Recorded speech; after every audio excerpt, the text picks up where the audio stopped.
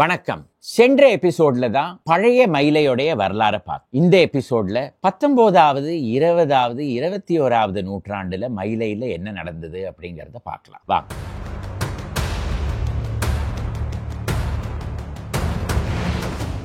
நான் போன எபிசோட்ல சொன்ன மாதிரியே மயிலை அப்படிங்கிறது எப்போதுமே ஒரு நகரமாக இருந்தது. அதை ஒரு கிராமம் என்று சொல்லவே முடியாது. 15வது நூற்றாண்டுல அருணகிரிநாதர் மயிலைக்கு வந்த பொழுது, அப்பொழுது இந்த இடத்துல இருந்த சிங்காரவேலர் கோவில், அதாவது இப்பொழுது அந்த சிங்காரவேலர் கோவில் கபாலீஸ்வரர் கோவிலுடைய ஒரு பகுதியாகவே ஆகிவிட்டது. அந்த இடத்துக்கு அவர் வந்த பொழுது பல திருப்புகழ்கள் அவர் பாடியிருக்கிறார். அதுல மயிலையுடைய வர்ணனை எப்படி இருக்குன்னு பார்த்தோம்னா, ஒரு வெல் பிளான்ட் சிட்டி அப்படின்னு தான் இதை சொல்ல முடியும். அருணகிரிநாதர் என்ன சொல்றார் அப்படிங்கறத பார்ப்போம். வடிவுலாவி ஆகாசமிளிர்ப்ப லாவி நீல் சோலை வனச வாவி பூவோடை வயலோடே மணிசெய் மாட மாமேடை சிகரமோடு வாகான மயிலை அப்படின்னு சொல்றார். அதாவது வடிவுலாவி, அழகுங்கிறது அப்படியே இந்த மயிலையை சுத்தி வந்துட்டு இருந்துதான். ஆகாசமிளிர்ப்ப லாவி நீல் சோலை, இந்த சோலை எப்படி இருந்துதான், மரங்கள்லாம் அப்படியே போய் ஆகாசத்தை தொடர அளவுக்கு இருந்துதான். அந்த இடத்துல மணிகள்லாம் கட்டப்பட்ட மாட மாமேடை சிகரமோடு, பெரிய பெரிய கோவில்கள், பெரிய பெரிய வீடுகள் எல்லாம் இருந்த இடத்துல வாகான மயிலை, அதாவது அழகாக திட்டமிட்டு வளர்க்கப்பட்ட மயிலை அப்படின்னு சொல்றார். இந்த மயிலையில ஆனா 18வது நூற்றாண்டுல மயிலை மிகவும் மோசமான நிலைக்கு வந்து விட்டது என்று நமக்கு தெரிய வருகிறது. அப்பொழுதுதான் முத்தையப்ப முதலி என்பவர் கபாலீஸ்வரர் கோவிலை மறுபடியும் இந்த புதிய இடத்தில் எழுப்பினார். அந்த கோவிலுடைய தெப்பக்குளத்துக்கு இடம் தேவைப்பட்ட உடனே ஆர்காட் நவாப் ஒரு பெரிய இஸ்லாமிய இடுகாடை இவர்களுக்கு கொடுத்து அந்த இடத்தில் தான் குளம் வெட்டப்பட்டது. அதற்கு பிறகு மயிலை கோவில் வளர்ந்தது. ஆனா இந்த முத்தையப்ப முதலி, அதற்கு பிறகு அவருடைய தம்பி சுப்பராய முதலி, இவர்களுடைய காலம் முடிந்த பிறகும் மறுபடியும் மயிலை ஒரு மிக மோசமான நிலைமைக்கு வந்ததுன்னு தெரிய வருகிறது. அப்பொழுதுதான் கனகராய முதலி, இவர் கிழக்கிந்திய கம்பெனியோடைய கணக்கு பிள்ளையாக இருந்தவர். இவர் தான் மறுபடியும் இந்த கோவிலுக்கு ஒரு புது வாழ்வு கொடுத்தார். இவரால தான் இந்த 4 மாட வீதிகளும் இந்த அளவுக்கு விரிவாக்கப்பட்டன என்று நமக்கு தெரிய வருகிறது. அதற்கு பிறகு மயிலை வளர ஆரம்பித்தது. 20வது நூற்றாண்டுல மயிலையை எப்பொழுதுமே ஒரு பிராமின் லொக்காலிட்டி அப்படின்னு சொல்லுவாங்க. ஆனா 18வது 19வது நூற்றாண்டுல செங்குந்த முதலியார் அவர்கள், சோழிய வெள்ளாளர்கள், இவர்கள் தான் ஏராளமாக இந்த பகுதியில் இருந்ததாக நமக்கு தெரிய வருகிறது. ஏனுகு வீரசுவாமையா அப்படிங்கிற துபாஷ் எழுதுற பொழுது இதை ஒரு செங்குந்த முதலியார் வில்லேஜ் என்றே அவர் வர்ணிக்கிறார். அவர்கள் தான் இந்த கோவிலை எல்லாம் பரிபாலித்துக் கொண்டு வந்தார்கள். 20வது நூற்றாண்டுல, அதாவது 19வது நூற்றாண்டுடைய கடைசி பகுதியில இந்த சென்னையுடைய உயர் நீதிமன்றம் வந்த பிறகு ஏராளமான வக்கீல்கள் எல்லாம் மயிலாப்பூரில் வந்து வசிக்க ஆரம்பித்தார். அதற்கு பிறகுதான் இந்த மயிலாப்பூர் வக்கீல், மயிலாப்பூரே ஒரு பிராமின் லொக்காலிட்டி, இப்படி எல்லாம் பெயர் வர ஆரம்பித்தது. ஏன் சினிமாவில் எல்லாம் மயிலாப்பூர் வக்கீலை பற்றி எழுதப்பட்டது, வர்ணிக்கப்பட்டது, பாட்டெல்லாம் வந்தது. மயிலாப்பூர் வக்கீலாத்து மாட்டு பொண்ணாவேன், அதாவது ஏராளமாக பணம் இருக்கும், அவங்க குடும்பத்துல போய் நான் வந்து மாட்டு பொண்ணா, நான் வந்து கல்யாணம் எனக்கு ஆகிவிட்டதுன்னா நான் குற்றாலத்துக்கு போக முடியும், அதை பண்ணியும் இதை பண்ண முடியும் எல்லாம் சொல்லி அப்படியெல்லாம் வர்ணனை. இந்த மயிலை வக்கீல்களிலேயே சில அவர்கள் எப்படி வளர்ந்தார்கள் அப்படிங்கறத வந்து பார்ப்பதற்கு மயிலையிலேயே நமக்கு எடுத்துக்காட்டலாம். அதாவது ஆரம்ப காலத்துல முதல்ல வந்து வக்கீல் தொழிலுக்கு வந்த உடனே திருவல்லிக்கேணியில தான் இருப்பார்கள். அதற்கு பிறகு தொழில் கொஞ்சம் வளர்ந்த உடனே தெற்கு மாட வீதிக்கு வருவார். அங்கிருந்து நடுத்தெருக்கு செல்வார்கள். நடுத்தெருவுக்கு சென்ற பிறகு பெரிய அளவில் பிராக்டிஸ் வந்த உடனே பலாத்தோப்புக்கு வருவார்கள். பலாத்தோப் இல்லாட்டா வடக்கு மாட வீதி, இந்த இடத்துல தான் பெரிய பெரிய வக்கீல்கள் எல்லாம் ஒரு காலத்துல உண்டு. பல பெயர் இந்த இடத்திலேயே இருந்து விட்டார்கள். ஏராளமாக ஜட்ஜுகள், சீஃப் ஜஸ்டிஸ்கள் எல்லாம் இந்த நார்த் மாடா ஸ்ட்ரீட், பலாத்தோப்பு, இந்த இடத்துல எல்லாம் இருந்தார்கள். பெரிய அளவில் பாரிஸ்டரோ அட்வொகேட்டோ ஆன பிறகு லஸ்சர்ச் ரோடுக்கு சென்றுவிடும். லஸ்சர்ச் ரோடில் இல்லம் கட்டி கொண்டார்கள் என்றால் அவர்கள் பெரிய அளவில் செல்வந்தராக மாறிவிட்டார்கள் என்று ஒரு அந்தஸ்துக்கு எடுத்துக்காட்டாக இருந்தது. இந்த லஸ்சர்ச் ரோட்ல இருந்த பெரிய பெரிய வக்கீல்கள்ல V Krishnaswami Iyer, PR Sundaram Iyer, sir Alladi Krishnaswami Iyer,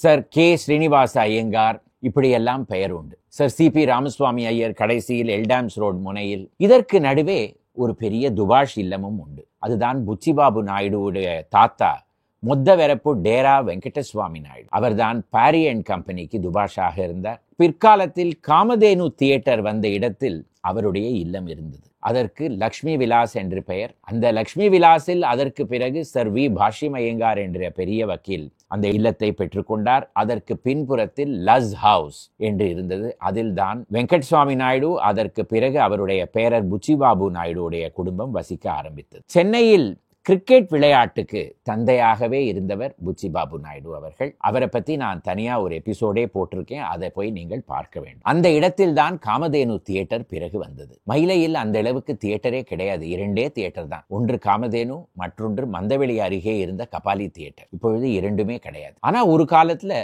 20வது நூற்றாண்டுல ஏராளமான சினிமா ப்ரொடியூசர்ஸ், டைரக்டர்ஸ், சில நடிகர்கள் எல்லோரும் மயிலையில் இருந்தார்கள். உதாரணத்துக்கு S Vasan, AV Meiyappa Chettiar, K Subramaniam ஒரு கால் அவர் அடையாருக்கு செல்வதற்கு முன்னே மயிலையில் தான் வசித்துக் கொண்டு வந்தார். அதே போல டிராவன்கோர் சிஸ்டர்ஸ் ஆக இருந்த லலிதா, பத்மினி, ராகினி, ஈவி சரோஜா, சந்திரலேகாவில் வில்லனாக நடித்த திரு ரஞ்சன், இந்த மாதிரி எல்லோருமே மயிலாப்பூரில் தான் வசித்தார்கள். மயிலாப்பூர் ஒரு காலத்துல ஆக்டர்ஸுக்கும் ஒரு மையமாக இருந்திருக்கிறது. மயிலாப்பூர் கர்நாடக இசைக்கும் ஒரு பெரிய மையம் என்று நாம் இப்பொழுது கருதுகிறோம். ஆனா 20வது நூற்றாண்டு வரையில் மயிலைக்கும் கர்நாடக சங்கீதத்துக்கும் அவ்வளவாக ஒரு பெரிய தொடர்பு கிடையவே கிடையாது. அப்பொழுதெல்லாம் கர்நாடக சங்கீதம் கேட்க வேண்டும் என்றால் ஜார்ஜ் டவுன் இல்லாட்ட திருவல்லிக்கேணிக்கு தான் செல்ல வேண்டும். 20வது நூற்றாண்டுல, அதுவும் 1910வது வருடத்தில் தான் மயிலைக்கு முதல் முறையாக ஒரு சபா வந்தது, மயிலை சங்கீத சபா. அதற்கு பிறகு 1929வது வருடம் வந்தது ஆர்ஆர் சபா. இப்பொழுது தினந்தோறும் கச்சேரிகளும் டான்ஸ் புரோகிராமும் நடத்தி கொண்டிருக்கும் பாரதிய வித்யாபவன் வந்தது 1980களுக்கு பிறகுதான். ஆனா 1950களில் இருந்தே ஸ்ரீனிவாச சாஸ்திரி ஹால் உண்டு. ரானடே பப்ளிக் லைப்ரரிக்கு மாடியில் இருந்த, இப்பொழுதும் இருக்கிற ஒரு இடம். அந்த இடத்தில் ஏராளமாக கச்சேரிகள் எல்லாம் நடப்பது. இந்த சாஸ்திரி ஹாலுக்கு பின்புறத்துல ராகசுதா ஹால்னு ஒன்று இருக்கிறது. இப்பொழுதும் நீங்கள் மாலை வேளையில் எப்பொழுது சென்றாலும் அந்த இடத்தில் கச்சேரிகள் நடந்து கொண்டே இருக்கும். மயிலை என்பது கர்நாடக இசைக்கு தலைநகரமாகவே கருதப்படுகிறது. இதற்கு ஒரு முக்கிய காரணம் உண்டு, அதுதான் பாபநாசம் சிவன். 1921வது ஆண்டு சென்னைக்கு பஜனை செய்வதற்காக வந்து அதற்கு பிறகு மயிலையிலேயே தங்கிவிட்டார். ஏராளமான பாட்டுகளை மயிலை கபாலீஸ்வரர் கோவில் பேரிலும் கற்பகாம்பாள் பேரிலும் இயற்றினார். அதற்கு பிறகு 1931வது ஆண்டில் இருந்து தமிழ் சினிமாவில் மியூசிக் டைரக்டராகவும் அவருக்கு ஒரு பெரிய பங்கு உண்டு. பாபநாசம் சிவன், மயிலையுடைய வரலாறில் இருந்து பாபநாசம் சிவனுடைய பெயரை அகற்றவே முடியாது. அதே போல கோட்டீஸ்வர ஐயர் என்று ஒரு பெயர் உண்டு, பெரும்பாலும் யாருக்கும் தெரியாமல் இருக்கலாம். இவர் சிங்காரவேலர் பேரில் 72 பாட்டு போட்டு ஏராளமான இசை கலைஞர்கள் மயிலாப்பூரில் 20வது நூற்றாண்டில் வசித்தார்கள். அரியக்குடி ராமானுஜயங்கார், முசிறி சுப்பிரமணிய ஐயர், ஜி.என். பாலசுப்ரமணியம், எம்.எல். வசந்தகுமாரி, இப்படி அடிக்கிட்டே போகலாம். எஸ். ராஜம், எஸ். பாலச்சந்தர், இந்த பட்டியலுக்கு ஒரு முடிவே கிடையாது. அதனால் கர்நாடக இசைக்கு மயிலை என்பது ஒரு பெரிய கேந்திரமாக மாறிவிட்டது. இந்த சாஸ்திரி ஹாலுக்கும் ராகசுதா ஹாலுக்கும் நடுவே ஒரு மிக அழகான பூங்கா. அந்த இடத்துல கூட சில நாட்கள்ல நீங்க போய் இசையெல்லாம் கேட்டுட்டு வரலாம். அந்த பூங்காவுடைய பெயர் நாகேஸ்வர ராவ் பார்க். 1948க்கு முன்னாடி இது ஒரு குளமாக இருந்தது. அந்த குளத்துக்கு பெயர் ஆராதக்குட்டை. நான் ஒரு பழைய எபிசோட்ல டி நகர் எப்படி ஒரு பெரிய குளமாக இருந்தது அப்படின்னு நான் சொல்லியிருக்கிறேன். அதற்கு லாங் டேங்க் ஆஃப் மயிலாப்பூர் என்று பெயர். மழை பெய்து அந்த லாங் டேங்க் ஆஃப் மயிலாப்பூர்ல நீர் ரொம்பின பிறகு அடுத்தது பாதாள வாய்க்கால் மூலமாக நாகேஸ்வர ராவ் பார்க்கில் இருந்த ஆராதக்குட்டைக்கு தான் நீர் வரும். அதற்கு பிறகு PS ஹைஸ்கூல் கிரவுண்டுக்கு சென்று அதிலிருந்து கபாலீஸ்வரர் கோவில் குளத்துக்கு நீர் வரும். அங்கிருந்து சித்திரகுளத்திற்கு சென்று அதற்கு பிறகு மாதவ பெருமாள் குளத்திற்கு வந்து அதற்கு பிறகு விருப்பாட்சீஸ்வரர் கோவிலுக்கு சென்று பிறகு கடலுக்கு சென்றுவிடும். இப்படிதான் இருந்தது. 1930களில் டி நகர் வந்த பிறகு அந்த குளம் அடைக்கப்பட்டது. நாளடைவில் ஆராதக்குட்டையில் நீர் நின்று விட்டது. அதனால் அதை ஒரு பூங்காவாக மாற்றிவிட்டார்கள். அதை சென்னை மாநகராட்சிக்கு கொடுத்ததே இந்த நாகேஸ்வர ராவ் பந்துலு. இவர்தான் அமிர்தாஞ்சன் அப்படிங்கிற அந்த மருந்துக்கு ஸ்தாபகர். அவருடைய இல்லம் இப்பொழுதும் அந்த இடத்தில் இருக்கிறது. ஒரு காலத்தில் வக்கீல் PR சுந்தரமையர் அவருடைய இல்லமாக இருந்த அந்த ஸ்ரீபாகில் தான் அமிர்தாஞ்சனுடைய அலுவலகம் இப்பொழுதும் இருக்கிறது. பார்க்குக்கு அருகே ஆந்திர மகிழ சபா, துர்காபாய் தேஷ்முக் என்ற சமூக சேவகி ஸ்தாபித்த அந்த இடம் இப்பொழுதும் இருக்கிறது. மயிலையில் மிக அழகாக இருக்கும் ஒரு பகுதி CIT காலனி. இந்த CIT colony city improvement trust, அதாவது 1940களில் நகரத்தை விரிவாக்கம் செய்வதற்காக ஸ்தாபிக்கப்பட்ட ஒரு கட்டளை. அவர்கள் எடுத்து டெவலப் செய்த பகுதி தான் இந்த CIT காலனி. இந்த பகுதி பெரும்பாலும் சர்ச்சுக்கு சொந்தமாக இருந்து அவர்களிடமிருந்து விலைக்கு வாங்கப்பட்டு இந்த இடத்தில் இல்லங்கள் எல்லாம் கட்டப்பட்டன. அதனால தான் இந்த சிஐடி காலனியின் முதல் பகுதியில் இப்பொழுதும் பிஷப் வாலர்ஸ் அவென்யூ என்ற பெயர் இருக்கிறது. பிஷப் வாலர்ஸ் அவென்யூ அருகே மிக பழமை வாய்ந்த ஒரு பள்ளிக்கூடம் செயின்ட் எபாஸ். செயின்ட் எபாஸ் என்பது ஒரு பெரிய அரண்மனை போல் இருக்கும் ஒரு கட்டடத்தில் செயல்பட்டு கொண்டு வருகிறது. அந்த கட்டடம் சலிவன் என்கிற கிழக்கிந்திய கம்பெனி அதிகாரியோட இல்லமாக இருந்தது. அதோடைய வரலாறு 18வது நூற்றாண்டிலிருந்து நமக்கு தெரிய வருகிறது. மயிலைக்கும் கல்விக்கும் ஒரு பெரிய தொடர்பு உண்டு. ஏராளமான பள்ளிக்கூடங்கள் இந்த இடத்தில் உண்டு. மயிலையுடைய மேற்கு ஓரத்தில் விவேகானந்தா காலேஜ் இருக்கிறது என்றால், மயிலையுடைய கிழக்கு பகுதியில் ராணி மேரி கல்லூரி, சென்னையில் பெண்களுக்காக முதலில் ஆரம்பிக்கப்பட்ட கல்லூரி 1914வது ஆண்டு.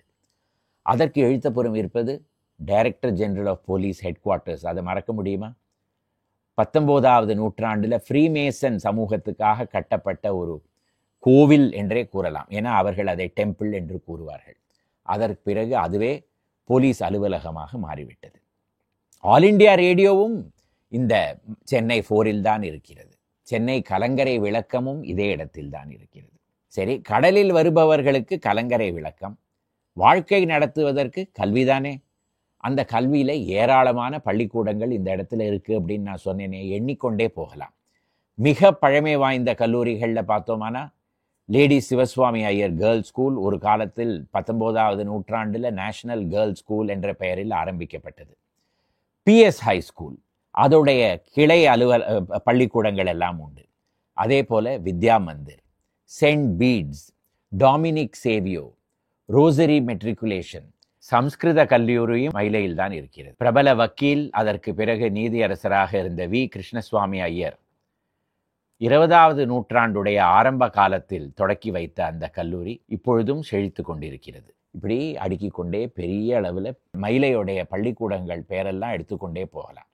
அதனால தான் இப்பொழுதும் மயிலையில் வசிக்க வேண்டும் என்று பல பேர் ஆசைப்படுவார்கள். ஏன்னா அவர்களுடைய குழந்தைகள் எல்லாரும் நல்ல பள்ளிக்கூடத்தில் படிக்கலாம் என்ற ஆசையினர். இந்த வி கிருஷ்ணசுவாமி ஐயர் அவர்கள் மயிலாப்பூர் கிளப்பையும் தொடக்கி வைத்தார். அது கபாலீஸ்வரர் கோவிலுடைய நிலத்தில் இப்பொழுதும் நாகேஸ்வர ராவ் பார்க் அருகேதான் இருக்கிறது. காங்கிரஸ் கட்சியே மயிலையில் தான் ஆரம்பித்தது என்று ஒரு வரலாறு உண்டு, உங்களுக்கு தெரியுமா? 19வது நூற்றாண்டுடைய கடைசி பகுதியில் ஆலன் ஆக்டேவியன் ஹியூம் என்பவர் காங்கிரஸ் கட்சியை ஆரம்பித்து வைத்தார் என்று எல்லாருக்குமே தெரியும். அதற்கு முன்னாடியே தியோசாபிக்கல் சொசைட்டியை சேர்ந்த 12 பெயர்கள் மயிலையில் ஒரு திவான் பகதூர் ரகுநாத ராவ் என்பவருடைய இல்லத்தில் முதல் முறையாக சந்தித்து இப்படி ஒரு கட்சியை ஆரம்பிக்க வேண்டும் என்ற முடிவுக்கு வந்தார்கள். அதை நினைவு கூறுவதை போலே ஒரு பலகையும் அந்த கட்டிடத்தில் இருந்தது. அந்த கட்டிடம் இடித்து தள்ளப்பட்ட பிறகு அந்த பலகையும் காணாமல் போய்விட்டது. அந்த கட்டிடம் இருக்கும் இடம்தான் இப்பொழுது விஸ்வகமல் அபார்ட்மெண்ட்ஸ், ஆர்கே மட் ரோடில். அதற்கு அடுத்தது இருப்பதுதான் அலையன்ஸ் பப்ளிஷர்ஸ். தமிழில் தேவன் மற்றும் பல பிரபல எழுத்தாளர்களுடைய புத்தகங்கள் எல்லாம் எல்லோருக்கும் கொண்டு வந்து கொடுத்தவர்கள். பல வருடங்களாக நடந்து கொண்டிருக்கும் ஒரு பிரசுராலயம் இப்பொழுதும் இருக்கிறது. மனசுக்கு உணவு, அதாவது ஆன்மீகத்துக்கு எங்கே செல்வது? கோவிலுக்கெல்லாம் போகலாம். ஏராளமான பழைய மடங்கள் எல்லாம் இருக்கிறது. ராமகிருஷ்ணா மடத்தை மறக்க முடியுமா? ஆர்கே மட் ரோடு என்று பெயரே கொடுக்கப்பட்ட அந்த சாலை ஓரத்தில் இருப்பது தான் ராமகிருஷ்ணா மட். விவேகானந்தருடைய சீடர் ஸ்தாபித்த அந்த மடம் இப்பொழுதும் செயல்பட்டு கொண்டு வருகிறது. அந்த இடத்தில் ஒரு பெரிய கோவிலும் இருக்கிறது. அதே போல ராமகிருஷ்ணா மிஷன் ஏழை மாணவர்களுக்காக ஒரு பெரிய வசதியாக இருப்பது, அதுவும் மயிலையில் தான் இருக்கிறது. சரி, செவிக்கு உணவு, மனதிற்கு உணவு, வயத்திற்கு அடுத்தது என்ன பார்க்க வேண்டாமா? வுட்லண்ட்ஸ் ஹோட்டல், சவேரா ஹோட்டல், பெரிய பெரிய அளவில் இந்த ஹோட்டல்கள். அடுத்தது கற்பகாம்பாள் மெஸ், ராயர் கெஃபே.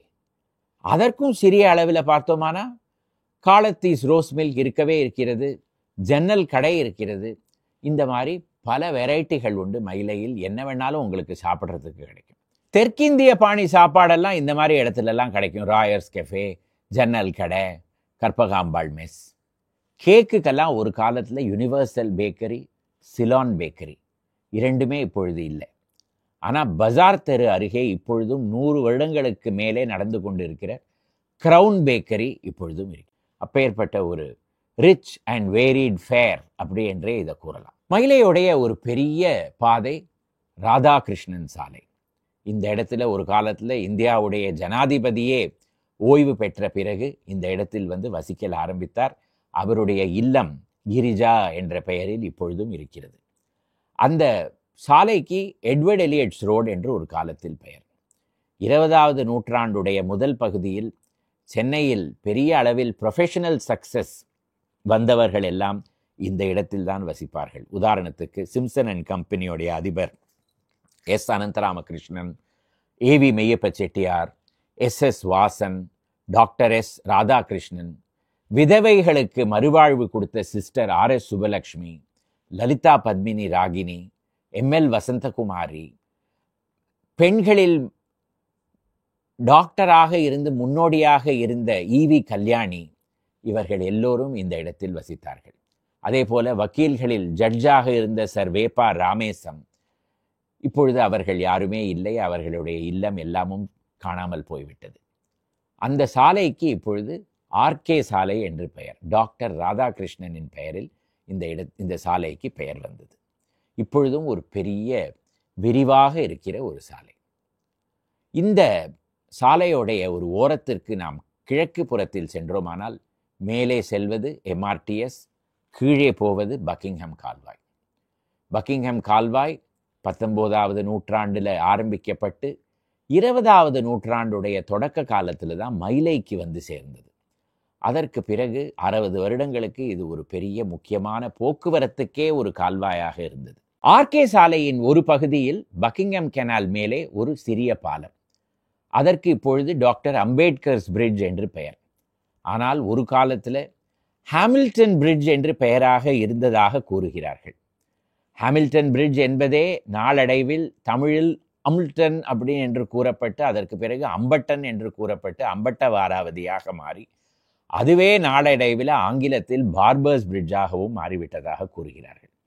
ஆனால் சென்னை வரலாறில் ஹாமில்டன் என்று ஒரு மனிதனும் இருந்ததாக நமக்கு தெரிய வருவதில்லை. ஒரே ஒரு என்சைன் ஹாமில்டன் என்பவர் இருந்திருக்கிறார். ஆனால் அவர் மிகவும் சிறிய பதவியில் இருந்ததுனால அவருடைய பெயரில் ஒரு பாலம் இருந்திருக்க முடியுமா? இதில் ஒரு பெரிய சந்தேகம் வந்து விடுகிறது. ஆனாலும் மயிலையுடைய வரலாறுல அம்பட்டவாராவதியை கூறாமல் இருக்கவே முடியாது. இப்பொழுது மேலே ரயில் போக்குவரத்தினால கீழே தண்ணீர் போக்குவரத்து நின்று போய்விட்டது. அதனால் மயிலையில் கொசுக்களுக்கும் ஒரு பெரிய பெயர் வந்துவிட்டது. ஒரு காலத்தில் மாம்பலம் கொசு என்று தான் கூறுவார்கள். ஆனால் மயிலை மாம்பலம் கொசுவையே தோற்கடித்து விட்டது. மயிலை கொசு எப்படி இருக்கும்னா மாம்பலம் கொசு அளவு பெருசாக இருக்கிறது, சிறிய அளவில் இருக்கும். ஆனால் அது கடிக்கும் பொழுது அந்த கடி இருக்கிறதே அதை தாங்கிக் கொள்ளவே முடியாது. இதோட இந்த எபிசோடை முடித்துக்கிறேன். அடுத்தது சென்னை 5 என்ன நடக்கிறது அப்படிங்கிறத பார்ப்போம் வாங்க.